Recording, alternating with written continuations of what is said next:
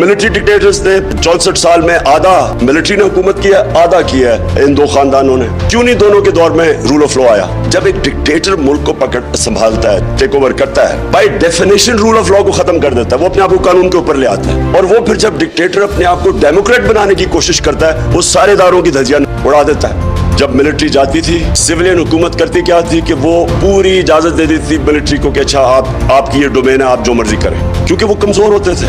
और दूसरा क्योंकि उनकी डेमोक्रेसी डिपेंड करती है मॉरल स्ट्रेंथ के ऊपर, not physical strength. Physical strength फौज के पास होती है। जब आप करप्शन करते हैं, आपके ऊपर केसेस होते हैं और आप फिक्र होती है, तो आप फिर और स्पेस देते जाते हैं। सो ये जो बैलेंस है ये अभी तक आया नहीं। जो एस्टेब्लिशमेंट है वो रियलाइज नहीं कर रही कि वो जो अब हरकतें कर रही है कि फौज को कभी कमजोर नहीं हम अफोर्ड कर सकते। पाकिस्तान के पास बहुत बड़ा एसेट है, ताकतवर फौज, इसको हमें बचाना है। क्योंकि अगर पब्लिक के अंदर और फौज के अंदर फासले बढ़ते रहे जो बढ़ रहे हैं, तो इससे इवेंचुअली फौज को नुकसान और पाकिस्तान को नुकसान है। एक ही रास्ता है, 70 साल की उम्र का हो गया हूं, सारी दुनिया में जो मैंने देखा है, एक डिफरेंस है खुशहाल माशरों में और वो जिधर गुर्बत है, एक ही डिफरेंस है, रूल ऑफ लॉ।